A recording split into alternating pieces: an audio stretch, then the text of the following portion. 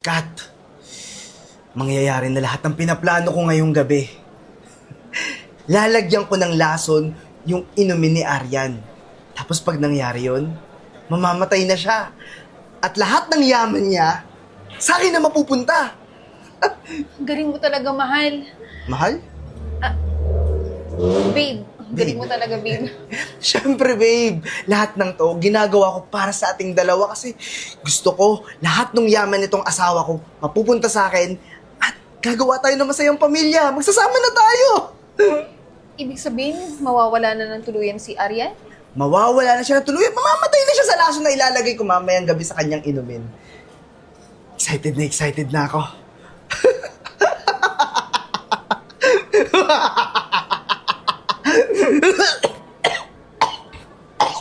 Babe?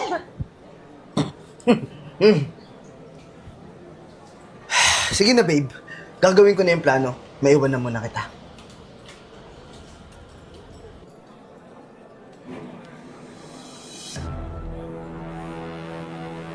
Ilang taon ng buhay kong sinayang ko sa pag-aalaga at pagmamahal sa'yo. Kasi ito lang yung susukli mo. Magbabayad ka. Katapusan mo na, Aryan. Lahat ng pera mo sa akin na mapupunta. Oras na mainom mo to. Paalam na sa'yo.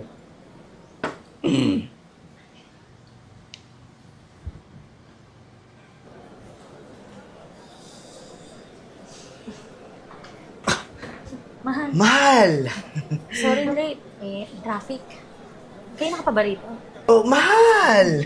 Napakaganda ng gabi natin. Lahat to, pinahanda ko para sa ating dalawa. Kita mo ba tong mga wine na to?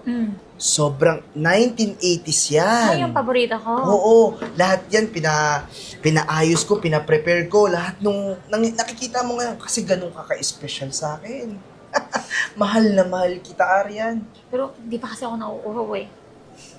Anong di ka pa nauuhaw? Eh, date natin to. Kailangan natin mag-cheers. Uminom ka. Para sa ating dalawa yan. Mag-cheers tayo. Uminom ka. Sige, tikman mo muna yung sayo. Sino yung nasa likod? Anong nasa likod? Anong nasa likod? Ay, okay na pala. Wala na pala. O, sige na. Mag-cheers tayo. Uminom ka. Sige.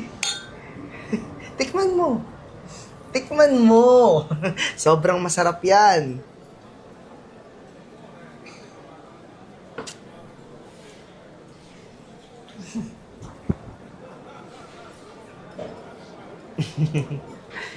Ano?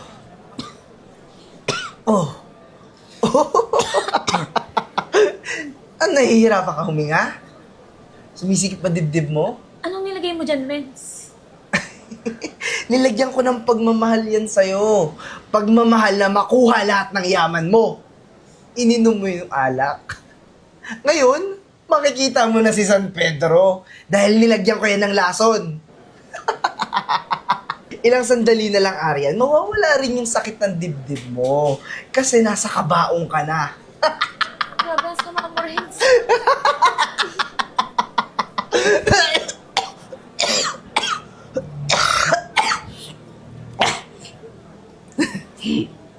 Buti nga sa'yo. Hello? Hello, Kat, babe!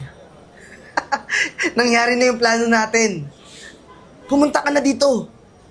Oo, pumunta ka dito sa bahay. Patay na yung asawa ko. Sa akin na lahat ng yaman. Sa atin na lahat ng yaman. Dalian mo, ah. Bilisan mo, pumunta ka na ngayon. Oh, babe. Babe, ayan na. Nangyari na yung plano natin. Patay na yung asawa ko. Anong plano? Anong plano sinasabi mo? Tsaka anong nangyari sa kanya? Hindi mo alam? Eh, nag-usap tayo kanina, di ba? Sinabi ko sa'yo yung plano natin na lalasunin ko yung asawa ko para lahat ng yaman niya sa atin na mapunta. Nangyari na. Teka. Anong kanina? Kanina nasa bar ako. Tsaka anong pinag-usapan eh? Wala naman akong matandang pinag-usapan natin. Alam mo, hindi kita maintindihan eh. Basta, siguro nakalimutan mo, ang dami mong inisip. Pero, eto, tikman mo, alam mo ba magkano to? $35,000 ang isang bote nito. Tikman mo. Ayan yung pinakamamahaling wine, paborito ng asawa ko. Yung kanya nilagyan ko ng lason. Syempre yan wala. So, ibig sabihin niya, nasasama na talaga tayo. Habang buhay. Wala na akong kahati.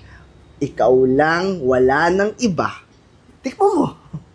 Sigurado ka, wala rin ng lason, ha? Siyempre, ikaw lalasunin ko. Ayan yung sa kanya, oh. Patay na nga eh. Ano nangyayari dito? Ano nangyayari sa anak ko? Arian? Arian, anak? Renz! Anong ginawa mo sa anak ko? Tita, hindi ko alam kasi nagsiselebrate kami nung anniversary namin eh. Kaso, tita, hindi ko alam eh. Bigla na lang siya nagaganyan. Di na siya humihinga. Tumawag na nga po ako ng doktor eh. Para may tumulong sa kanya. Hindi ko po alam nangyari kay Arian. Ano ba, Renz? Anong ginawa mo sa anak ko?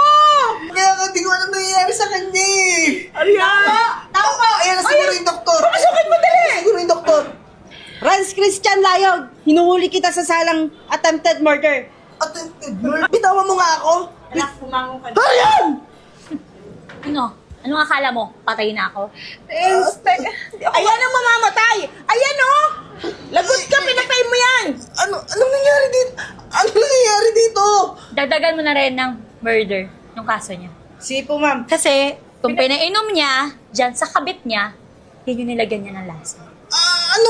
Sa'yo yung may lason! Anong ginawa mo? Pinagpalit ko.